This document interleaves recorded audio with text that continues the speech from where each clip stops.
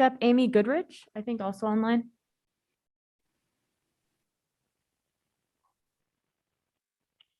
Hi, can you hear me? Yes. Okay. Amy, welcome. Hi, thank you. Firstly, I wanted to say that I truly appreciate that the city is considering how to intervene in the short-term rental economy.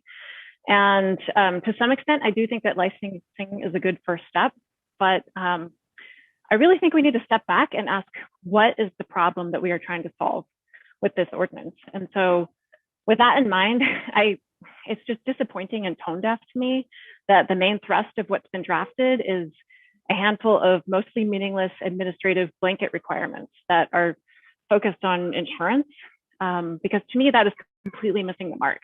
And the problem that we need you to address here is that as a community, Boise is experiencing a crisis level shortage of long-term rental housing, while commercial short-term rentals are proliferating in residential neighborhoods unchecked. And by failing to even acknowledge that dynamic, we are really missing a prime opportunity to craft a meaningful ordinance here.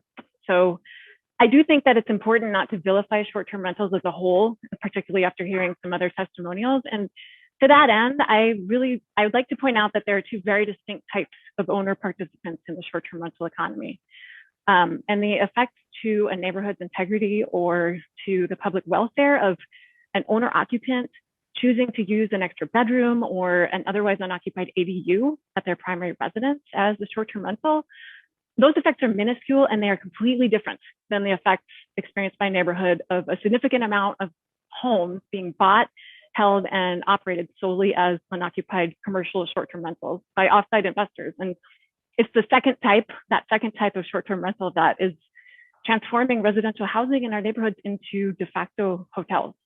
And they are operating completely outside of hotel district zoning or regulation. And that is the problem that any city ordinance regarding short-term rentals needs to focus on reining in. So fortunately, there are a lot of large cities that have already caught on to this, and they have recognized the distinction between the owner-occupant and the absentee investor models of short-term rental. And those cities have written very challenge-resistant, targeted ordinances that, for example, just prohibit paid lodging of less than 30 days at properties that are not owner-occupied, for example. So this is not groundbreaking legal formulation. And I respectfully urge the city to please re-envision short-term regulations and keep two key things in mind when you're doing that. One, the real problem to be addressed is commercial short-term rentals that are contributing to a crisis level housing shortage in the city. And they're turning residentially zoned properties into hotels. And you have here a real opportunity to take a measurable step to alleviate that.